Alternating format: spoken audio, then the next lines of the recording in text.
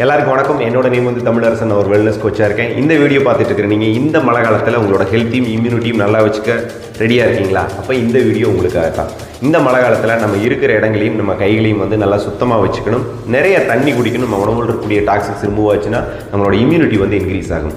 நிறைய vegetables and fruits எடுத்துக்கிட்டோம் அப்படின்னா எசென்சியல் விட்டமின்ஸ் அண்ட் மினரல்ஸ் வந்து அதில் நிறையா இருக்குது. இம்யூனிட்டி வந்து பூஸ்ட் பண்ணுறதுக்கு சப்போர்ட் பண்ணும். விட்டமின் சி, ஜிங்க் அதிகமாக இருக்கக்கூடிய உணவுகளும் இம்யூனிட்டி வந்து பூஸ்ட் பண்ணும். ஒரு 7லிருந்து 8 மணி நேரம் நல்லா தூங்கி எழுந்திரிச்சு அப்படின்னா நம்மளோட உடம்பு நம்மளை ரிப்பேர் பண்ணுறதுக்கும் ரீஜென்ரேட் பண்ணுறதுக்கும் சப்போர்ட் பண்ணும். ரெகுலராக எக்ஸசைஸ் வச்சுக்கிட்டோம் அப்படின்னா இம்யூனிட்டி வந்து பூஸ்ட் பண்ணும். அது மட்டும் இல்லாமல் நம்ம ஃபிட்டாக வந்து இருக்கலாம். நான் சொன்ன விஷயங்களை இந்த மழை காலத்தில் நீங்கள் வந்து ஃபாலோ பண்ணுங்கள்.